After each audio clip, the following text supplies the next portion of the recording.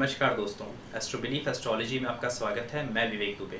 तो दोस्तों, आज हम बात करेंगे हमारे एस्ट्रोलॉजी के सबसे बहादुर, सबसे फाइटर लाइक एबिलिटी रखने वाले प्लैनेट यानी कि मंगल के बारे में बात करेंगे। एक सोल्जर प्लैनेट जो है हमारे एस्ट्रोलॉजी में, जिसे सेनापति भी हम कहते हैं, तो इनके बारे में आज हम बात करेंगे। आगे बढ़ने से पहले दोस्तों, अगर आपने मेरे इंस्टाग्राम प्रोफाइल पे विजिट नहीं किया तो लिंक मैंने डिस्क्रिप्शन में दे रखी है, एक बार आप विजिट ज़रूर कीजिएगा, क्योंकि काफ़ी अच्छे एस्ट्रोलॉजिकल पोस्ट मैं वहाँ पे शेयर करता हूँ जो कि आपको अच्छे लगेंगे। और आपके लाइफ से जुड़े जो अदर सब्जेक्ट्स हैं, जैसे कि मैरिड लाइफ हो सकती है, करियर हो सकता है, या फिर वेल्थ हो सकती है, या फिर राहु को चार्ट में कैसे देखना है, कौन सा जेमस्टोन आपको धारण करना चाहिए, इन सब से रिलेटेड वीडियोस आपको मेरे यूट्यूब के चैनल पे मिल जाएगी। आपको मेरे यूट्यूब पे प्लेलिस्ट को आप मेरे चेक कर सकते हैं, और कुछ अच्छे वीडियोस मैंने आई नोटिफिकेशन में रखे हैं जो कि आप चेक कर सकते हैं। आपको अच्छे लगे तो आप ज़रूर देख सकते हैं। तो बात करते हैं दोस्तों मंगल के बारे में। मंगल दोस्तों, जैसे कि आप जानते हैं, हमारे बेसिकली जो जनरल व्यू है पब्लिक का, वो ये होता है कि हम मंगल को देखते हैं लाइक हमारे अंदर का कॉन्फिडेंस, एग्रेशन, एंगर और फाइटिंग एबिलिटी। हाँ, ये है, काफ़ी हद तक है, बट कंप्लीटली अगर ये चीज़ को हम इस तरह से देखें तो मंगल एक तरह से बहुत नकारात्मक और नेगेटिव प्लैनेट बन जाता है। उसके कुछ पॉजिटिव एस्पेक्ट्स, उसकी कुछ पॉजिटिविटी मैं आपको आज बताऊंगा कि कैसे मंगल को देखना चाहिए। और मंगल हमेशा गलत ही नहीं होता, मंगल जहाँ बैठता वहाँ हमेशा कुछ खराब ही नहीं करता है। उस पे जाने से पहले कुछ बेसिक चीज़ें बता देता हूँ मंगल की। मंगल दोस्तों जो है वो राशि के हिसाब से देखे तो वो हमारे एस्ट्रोलॉजी है उसमें एरीज यानी कि मेष और स्कॉर्पियो यानी कि वृश्चिक, इन दो राशियों का स्वामी है। और बात करें नक्षत्र की तो 3 नक्षत्र उसके हैं, जैसे कि मृगशिरा उसका नक्षत्र है, धनिष्ठा उसका नक्षत्र है, और चित्रा भी उसका ही नक्षत्र है। यानी कि मृगशिरा, चित्रा और धनिष्ठा, ये तीनों नक्षत्र जो है मंगल के हैं। और कारक की बात करें, अब कारक यानी कि जो हमारे हाउसेज हैं, जैसे कि मैं चार्ट दिखा रहा हूँ आपको, जो हमारे एस्ट्रोलॉजी में हाउसेज हैं, यानी कि 3rd हाउस जो कि कम्युनिकेशन से रिलेट करता है, हैंड स्किल से, जो कि आपकी हैंड स्किल्स होती हैं उसको रिलेट करता है, साथ ही साथ आपके रिस्क टेकिंग एपेटाइट क्या है उसको भी दर्शाता है, यानी कि रिस्क लेने की एबिलिटी क्या है। 3rd हाउस उसको भी दर्शाता है, पराक्रम जिसे हम कहते हैं, छोटे भाइयों को भी दर्शाता है। 6वें भाव के भी मंगल कारक होते हैं एस्ट्रोलॉजी में। तो 6वां भाव दोस्तों क्या है? 6वां भाव है रोग कहते हैं, यानी कि डिजीज, और ऋण यानी कि कर्जा। और उसके बाद जो है कि इसमें कर्जा आ गया, रोग आ गया, लिटिगेशन इसके अंदर ही आता है, यानी कि आप किसी से कोर्ट केसेस जो आपके कर रहे हैं, लिटिगेशन यानी कि ऑब्वियसली आप वहाँ पे लड़ रहे हो, किसी से फाइट कर रहे हो, कॉम्पिटिट कर रहे हो। इवन जो कॉम्पिटिशन्स हैं, यानी कि आप चाहे वो एग्जाम के लिए ही क्यों ना कॉम्पिटिट कर रहे हो, 6th हाउस होता है वो उसके लिए। आपके जो बिजनेस में कॉम्पिटिटर्स हैं वो भी 6th हाउस से देखे जाते हैं। और उसके अलावा हम 6th हाउस से देख सकते हैं, जो मैंने कई बार बताया है, कि गिर के उठने की क्षमता, यानी कि कोई काम करने के लिए आपको, मतलब जो गिर के उठने की ताकत, यानी कि बहुत बार होता है हम कोई काम करते हैं उसमें हार मिलती है, डिफीट मिलती है, फिर भी हम उस काम को करते हैं। वो जो गिर के उठने की ताकत है वो 6th हाउस देता है। 6th हाउस आपकी इम्यूनिटी सिस्टम को भी, यानी कि इम्यूनिटी कितनी स्ट्रांग है आपके बॉडी की, वो भी दर्शाता है। तो 6th हाउस इन सब, एक जो मैंने मोटी मोटी चीज़ें आपको बता दी, वो सारी चीज़ों को ये दर्शाता है। इसमें शत्रु भी आते हैं आपके, यानी कि एनिमीज भी 6th हाउस में ही आते हैं। तो दोस्तों मंगल क्या करता है, हमारे चार्ट में काम कैसे करता है? तो मंगल दोस्तों, जैसे कि आपको बता दिया मैंने कि राशियां बता दी, मेष और वृश्चिक, यानी कि एरीज और स्कॉर्पियो है। नक्षत्र मैंने बता दिया, कारक मैंने आपको बता दिया। अब मंगल के एस्पेक्ट भी जान लीजिए। मंगल जहाँ पे भी बैठता है वहाँ से उसके जो एस्पेक्ट होते हैं वो होते हैं, एक तो 7th एस्पेक्ट होता है जो कि सारे प्लैनेट के पास है, कॉमन है 7th एस्पेक्ट। उसके जो स्पेशल एस्पेक्ट हैं वो 2 हैं, एक तो 4th और एक दूसरा है 8th। यानी कि मंगल जहाँ भी बैठेगा वहाँ से वो 4था, 7वां और 8वां, ये तीनों हाउसेस को देखेगा। मान लीजिए अगर मंगल आपके पहले घर में है तो मंगल आपके 4th हाउस को देखेगा, मंगल आपके 7th हाउस को देखेगा, और मंगल आपके 8th हाउस को भी देखेगा। ठीक है, तो ये उसकी दृष्टि हो गई। अब बात करते हैं कि मंगल को देखना कैसे है, मंगल की क्या पॉजिटिविटी है आज उसकी तरफ। जैसे कि हम मंगल की जो ओवरऑल चीज़ें हम जब कलेक्ट करते हैं, जैसे मैंने बताया एग्रेशन, फाइटिंग एबिलिटी, या फिर फाइटर, झगड़ा, इन सब चीज़ों से हम उसको ज़्यादा जोड़ते हैं, कॉन्फिडेंस। तो एक हद तक इसमें ज़्यादा चीज़ें अगर आप देखोगे तो जीवन में हम उसको नेगेटिव तरीके से, नेगेटिव एस्पेक्ट से देखते हैं, जैसे कि एंगर, एग्रेशन, ये सारी चीज़ों को हम बहुत अच्छा नहीं मानते। लेकिन आपको बता दूं मार्स एक्चुअली में है क्या और कैसे इसको रिलेट करना है। देखिए दोस्तों, इसको आप एक सोल्जर के, हमारे जो, अगर आपको मैं बहुत ज़्यादा रिलेट करूं, बहुत ज़्यादा करीब लेके जाऊं, तो जो सोल्जर को अगर आप हमारे जीवन में जो देखते हैं, हमारे जो कंट्री के सोल्जर्स हैं, जो सोल्जर की एक जो अपनी जो लाइफ स्टाइल होती है, जो सोल्जर करने के लिए जो मेन क्वालिटी होती है सोल्जर की, वही है मार्स। आपको बता दूं मंगल वही है आपके जीवन में। यानी कि मार्स क्या है, मार्स जैसे कि आप कोई काम करते हो तो उसके अंदर कर्म के अंदर जो शक्ति है, यानी कि कितना फोर्सफुली, कितना डेडिकेटली आप करोगे, यानी कि कर्म शक्ति, आप कर्म करने के लिए जो आपकी शक्ति यूज हो रही है, यानी कॉन्फिडेंस जो यूज कर रहे हो। जो आपने देखा होगा कई बार कि लोग कहते हैं ना कि, जैसे कि एग्जाम्पल दे रहा हूँ, बहुत बार मैंने देखा है कि जैसे एग्जाम्पल है कि बहुत लोगों को डांस पसंद होता है बट वो करना नहीं चाहते, नहीं यार ये मेरे से नहीं होगा। बहुत लोगों को स्पोर्ट्स देखना पसंद होता है बट खेलते नहीं है, बिकॉज कहते हैं मेरे से नहीं होगा। तो ये जो मेरे से नहीं होगा, यानी कि उस कर्म को करने की जो शक्ति है, जो कॉन्फिडेंस है, आप में नहीं आ रही है। यानी कि कोई भी कर्म करने के लिए आपको, आपके अंदर क्या चीज़ होनी चाहिए, पहला कि मैं कर लूँगा, इस चीज़ का कॉन्फिडेंस आपको होना चाहिए। और दूसरा, उस कर्म को करने के लिए आपके अंदर पूरी डेडिकेशन होनी चाहिए। आपके अंदर जो प्रॉपर डेडिकेशन है, यही अंदर का मार्स है, यानी कि शक्ति जो आप लगा रहे हो, कितना डेडिकेटली लगा रहे हो। मंगल अगर आपका खराब है तो ये सारी चीज़ें आपके अंदर कमज़ोर होंगी, आपके अंदर कॉन्फिडेंस कम होगा, फियर ज़्यादा होगा। जिनके अंदर फियर कम होता है, कॉन्फिडेंस ज़्यादा होता है, उनका मंगल अच्छा माना जाता है, अच्छा है आप ऐसा समझिए। बट जिनके अंदर लाइफ को लेके फियर ज़्यादा है और कॉन्फिडेंस कम है, ये दिखाता है कि मंगल कहीं ना कहीं, भले ही वो आपके चार्ट में उच्च का बैठा हो या कैसा भी हो, लेकिन अगर आपके अंदर ये एबिलिटी है तो कहीं ना कहीं मंगल दोष है। या तो देखो दो तरीके से दोष होता है, जैसे मैं आपको कई बार बताया है। अब याद रखें, यहाँ पे मांगलिक दोष की बात मैं नहीं कर रहा हूँ, ऐसे यहाँ पे मैं ये बता रहा हूँ कि मंगल की जो इनपुट है आपके लाइफ में वो कम है, यानी कि अच्छी नहीं, बहुत ज़्यादा अच्छी नहीं है। तो उसको कैसे देखा जाता है, जैसे कि आपके, अगर आप जिस घर में रहते हो, अगर उस वास्तु में साउथ बहुत ज़्यादा खराब है, साउथ को बहुत ज़्यादा आपने एफ्लिक्टेड करके रखा है, तो भी मंगल खराब होता है। और दूसरी चीज़, मार्स खराब का मैंने आपको चीज़ बता दिया। मार्स हमारे बॉडी में, हमारे इनसाइड बॉडी में वो रक्त को भी संबोधित करता है। जैसे आपने जानते होंगे कि हमारे बॉडी में जो हमारे रोग से लड़ने की जो क्षमता होती है, वो ब्लड के अंदर से ही होके जाती है। हमारा ब्लड ही लड़ता है। आरबीसी, डब्ल्यूबीसी आपने सुना होगा, जो कि रेड ब्लड कप सेल्स होते हैं, वाइट ब्लड कप सेल्स होते हैं, जो कि एक्चुअली इम्यूनिटी सिस्टम को बनाते हैं। तो एक्चुअली अगर हम ब्लड को देखें, हेमोग्लोबिन क्या करता है, आपकी जो ऑक्सीजन है वो आपके हर एक पोर्शन को देता है, ताकि उनमें बल रहे, उनमें बोलते हैं ना एक ताकत रहे, कुछ आप परफॉर्म कर पाए। जैसे ऐसे क्या होता है दोस्तों, मार्स की एज बताई गई है 28 लास्ट। तो आफ्टर 28 क्या होता है कि इंसान के अंदर की जो एक आग होती है ना, जितने भी बर्निंग डिजायर्स होते हैं कि मैं ये कर डालूंगा, वो कर डालूंगा, आप देखो कि 28 में जब 30 की तरफ इंसान जाता है ना, वो धीरे धीरे से वो स्लोप की तरफ आना शुरू होती है, यानी कि वहाँ से मंगल कमज़ोर होना शुरू हो जाता है। तो जो ये जो 28 तक की एज होती है, ऑलमोस्ट समझ लीजिए 25 से 28 की जो एज होती है, ये 3 साल, इसमें बहुत पीक पे होता है मंगल। यानी कि आपके अंदर कुछ करने की जो आग होती है वो बहुत ज़्यादा होती है।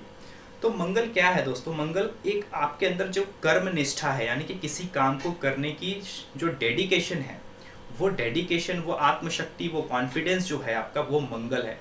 बिना उसके आप किसी भी काम को बेहतरीन तरीके से नहीं कर सकते। मंगल किन किन देख आप ध्यान देंगे तो मंगल कौन कौन से प्रोफेशन को दर्शाता है। मंगल ज़्यादातर जो कनेक्ट किया जाता है, पुलिस विभाग हो गया, मिनिस्ट्री डिपार्टमेंट्स हो गए, उसके बाद सोल्जर, कमांडर, डिफेंस, इन सब से मार्स को ज़्यादा कनेक्ट किया जाता है। ऑब्वियसली देखिए, एक सोल्जर का काम क्या होता है कि यानी कि अनवांटेड चीज़ों को हमारे एरियाज़ के बाहर, मतलब हमारे एरियाज़ के बाहर रखना है, वो हमारे अंदर एंट्री ना कर सके। यानी कि जो भी हमारे पर्टिकुलर एरिया, जैसे कि एग्जांपल के तौर पे, अगर मैं, एक चीज़ होती है इंसान के अंदर, हर इंसान के अंदर होती है कि आपकी एक मी स्पेस होती है, बोलते हैं ना माई स्पेस जिसे हम कहते हैं। और किसी को अपना एक पसंद होता है, किसी का अपना, अगर आप उसको ज़्यादा परेशान करो, उसके उस पर्टिकुलर चीज़ में उंगली करो, कहने का मतलब है आप वहाँ पे जाके उसको टीज़ करो तो वो तुरंत चिढ़ जाता है, उसको गुस्सा आ जाता है, आपको हो सकता है आपसे उसकी हाथापाई हो जाए। उसकी मी स्पेस है, उसमें आप जाने की कोशिश करते हो। उसकी जो पर्सनल लाइफ है, यानी कि फॉर एग्जांपल किसी को पसंद नहीं होता है कि जैसे कि मेरे पर्सनल चीज़ों को कोई हाथ लगाए, अगर वो कोई हाथ लगाता है तो आपको गुस्सा आता है। क्यों? तो जैसे कि ये अंदर का गुस्सा क्यों आ रहा है, ये जो गुस्सा है हम इसे मार्स कहते हैं, यानी कि एग्रेशन जो है हमारा उसे मार्स कहते हैं। क्यों कहते हैं? क्योंकि वो जो बाउंड्री है वो उसे क्रॉस कर रहा है। जो एलओसी आपने सुना होगा ना, लाइन ऑफ कंट्रोल, जो हमारी मिलिट्री भी संभालती है, तो यही मंगल का काम है कि जैसे कि हम जो काम कर रहे हैं अपने जीवन में, जो हमारे लाइफ है, उस लाइफ के अंदर कोई अनवांटेड चीज़ें जब भी आएंगी तो आपका ये जो मंगल है उसको अगेंस्ट करेगा। चाहे वो बॉडी के अंदर, जैसे रक्त का कारक है, जैसे मैंने रक्त का बताया कि बॉडी के अंदर वायरस आता है, बैक्टीरिया आता है, जो भी आता है, तो उसको मारने के लिए जो एंटीबॉडीज़ बनाते हैं वो हमारा ब्लड के अंदर ही वो बनता है और वही जाके उससे फाइट करता है। तो अगेन यहाँ पे जो मार्स है वो ब्लड है, वो यही सारी चीज़ों को दर्शाता है। जो मैंने आपको जॉब्स बताया, इन जॉब्स को ध्यान से सोचिए, यहाँ पे ब्लड का बहुत बड़ा रोल है। यानी कि जो लोग पुलिस डिपार्टमेंट्स में आप देखोगे आए दिन मर्डर्स, ब्रूटल चीज़ें देखते हैं, जहाँ पे ब्लड होता है, जहाँ पे कहते हैं ना क्रूएलिटी होती है, जहाँ पे एग्रेशन का यूज़ किया गया होता है, ऐसी चीज़ों से उनका सामना होता है। सोल्जर की बात करें तो वो क्या करता है, सोल्जर भी क्या करता है, वो भी यही सारी चीज़ों को देखता है। वो खुद की अपनी लोगों को बचाना। तो देखिए मंगल 4th हाउस में आप जानते हो कर्क में जब जाता है, यानी कि कहने का मतलब कालपुरुष कुंडली के हिसाब से देखिए मंगल 4th हाउस में एक तरह से वीक माना जाता है, अच्छा नहीं माना जाता है। और कर्क में देखेंगे, अगर नेचुरली देखेंगे तो 4th जो साइन है उसमें डेविएट हो जाता है, यानी कि नीच का हो जाता है। कारण इसका ये है कि एक जो सोल्जर लाइक एबिलिटी है, सोल्जर लाइक एबिलिटी यानी कि क्या, यानी कि जो काम सबके बस का नहीं होता वो ऐसे लोग करते हैं।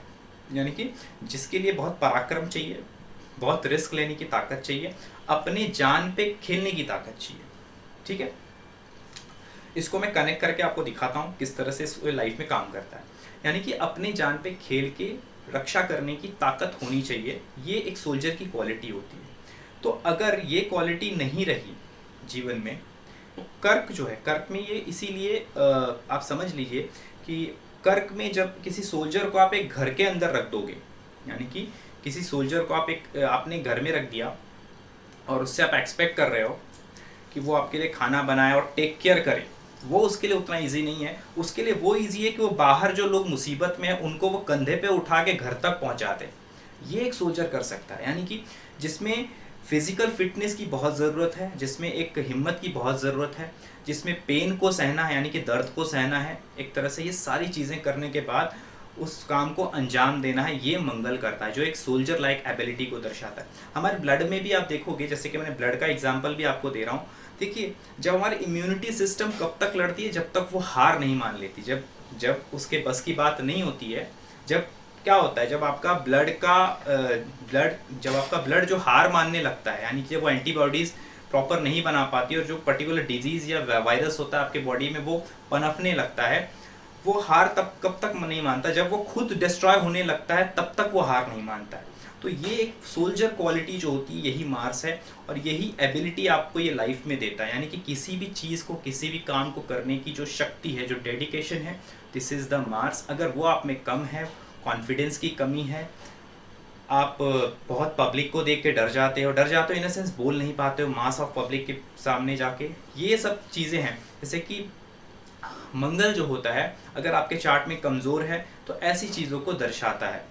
और आपको बता दूं मंगल जो कहते हैं जो कालपुरुष कुंडली है उसमें 1st हाउस का स्वामी है। 1st हाउस का स्वामी क्यों है? क्योंकि फिजिकल फिटनेस का भी वो एक तरह से हमारा जो शरीर है, यानी कि जो फिजिकल प्रेजेंस है हमारी, दिस इज मार्स। और उसके सामने आपने देखा होगा वीनस होता है, तो फिजिकल प्रेजेंस और सामने वीनस है। वीनस 7th हाउस क्या है? सोसाइटी, यूनिवर्स, यानी आपको दुनिया को जो फेस कर रहे हो वो 7th हाउस है। और उधर वीनस को इसलिए रखा गया है क्योंकि ताकि दुनिया में आप बोलते हैं आप अट्रैक्ट हो दुनिया की तरफ जाने के लिए, यानी कि इस दुनिया में मिलने के लिए रेडी हो रहो हमेशा, इस दुनिया में आगे बढ़ना है और कुछ करना है। इसका जो अट्रैक्शन है, सोसाइटी है या फिर यूनिवर्स है, ये सारी चीज़ों को 7th हाउस दर्शाता है। और मार्स आपको पता होगा 10th हाउस में उसको डायरेक्शनल स्ट्रेंथ मिलती है, यानी कि वो बहुत अच्छा काम करता है। और कैप्रिकॉन साइन में एक्चुअली वो एक्साल्टेड हो जाता है, यानी कि उच्च का माना जाता है। इसका कारण यही है क्योंकि जो मंगल है वो 10th भाव में ज़्यादा अच्छे से काम कर सकता है, क्योंकि वो आउट ऑफ द हाउस है। 4th house is the inside the house and 10th house is the out of the house. तो ये जो चीज़ है, जब मंगल बाहर है, घर के बाहर है, ज़्यादा अच्छे से काम कर सकता है। जैसे कि मैंने कहा कि एक सोल्जर की जो एक्चुअली जो उसके अंदर क्वालिटी है, उसके अंदर जो चीज़ छुपा हुआ है वो आपको देखना है कि सोल्जर क्वालिटी होती क्या है। तो आप घर के अंदर नहीं देख सकते, उसके लिए आप बाहर उस इंसान को लेके जाना पड़ेगा। उसकी परीक्षा बाहर ही हो सकती है बेस्ट तरीके से। उसका बेस्ट जो वर्किंग पोटेंशियल है वो आप 10th हाउस में यानी कि घर के बाहर देख सकते हो। इसीलिए जो मार्स है वो 10th हाउस में एग्जॉल्टेड होता है, 10th हाउस में बहुत अच्छे रिजल्ट देता है। 4th हाउस में वो एग्जॉल्टेड हो, अगर एग्जॉल्टेड भी हो जाए आप देखोगे बहुत बार, बट पर्सन के अंदर वो बात आपको नज़र नहीं आएगी। इसीलिए मंगल को जोड़ा जाता है इन सब चीज़ों से, जैसे कि सोल्जर मैंने कह दिया, डिफेंस।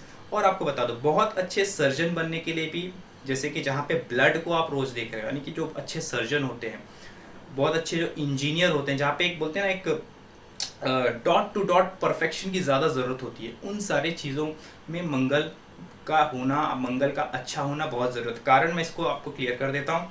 देखो किसी भी काम को करने से पहले, जैसे मैंने कहा कि आपको विश्वास होना चाहिए कि आप वो काम बेहतर तरीके से कर सकते हो। अगर आपके अंदर ये कॉन्फिडेंस नहीं है, आपके अंदर वो कर्म करने की वो शक्ति नहीं है, तो आप उस काम को अच्छे से नहीं कर सकते। और जैसे कि जो मैंने कहा कि जो डॉट टू डॉट काम, जैसे कि इंजीनियरिंग का काम हो गया, वहाँ पे आपने कोई भी मिस्टेक कर दी, सिविल इंजीनियर हो तो हो सकता है वो ब्रिज गिर जाए, वो किसी बड़ी कोई आपदा को लेके आ जाए। आप एक बड़े अच्छे सर्जन हो, वहाँ पे कहीं आपसे आप कहीं पे घबरा गए, कहीं पे आप घबरा गए ब्लड देख के, क्योंकि बहुत बार मैंने ऐसा सुना है कि लोग डॉक्टर के प्रोफेशन में बहुत आगे तक इसलिए नहीं जाते बिकॉज वो ऐसी चीज़ों को फेस नहीं कर पाते हैं और बीच में ही मेडिकल छोड़ देते हैं। मैंने ऐसा देखा है, लोगों से मिला हूँ, जानता हूँ, इसलिए मैं कह रहा हूँ कि वो, तो यही है मंगल। मंगल यानी कि आपके अंदर का सोल्जर वो कितना स्ट्रांग है, कितना आपको सपोर्ट करता है लाइफ में। यानी कि मंगल अच्छा होगा तो आप जो भी काम करोगे उसमें आपका कॉन्फिडेंस, उसमें आपका परफेक्शन बहुत अच्छा होगा। अगर आपके काम में आपका बहुत अच्छा परफेक्शन नहीं है, ऑब्वियसली आप बहुत हाइट्स तक, बहुत ऊपर तक लाइफ में अपने आप को एज अ अचीवमेंट नहीं लेके जा सकते। तो ये एक मंगल का होना बहुत ज़रूरी है। Mangal is not a bad planet. Mangal यानी कि आपके अंदर जो एग्रेशन है कुछ करने का, वो जो एग्रेशन नहीं होगा तो आपको मैं काम बता भी दूंगा, लेकिन आप किस तरीके से कौन सी एनर्जी से करोगे, जो एनर्जी आपकी लगनी चाहिए। आपने देखा है ना कि कुछ लोगों की आपने स्टोरी पढ़ी होगी कि बहुत बुरे टाइम से उन्होंने बहुत मेहनत की, यानी कि फिजिकल मेहनत भी बहुत की, फिर भी वो डटे रहे। जैसे कि आपने धीरू भाई अंबानी की कहानी सुन सकते हो, और भी बहुत सारे ऐसे आपको मिलेंगे बिजनेस। उन सब के जीवन में एक इम्पॉर्टेंस आप देखिए कि वो अपने काम को नहीं छोड़ते, हार मानने के बावजूद भी खड़े रहते हैं, उनको वो फेस करते हैं लोगों को। ये सारी जो कॉन्फिडेंस है, जो ताकत है, ये मंगल देता है।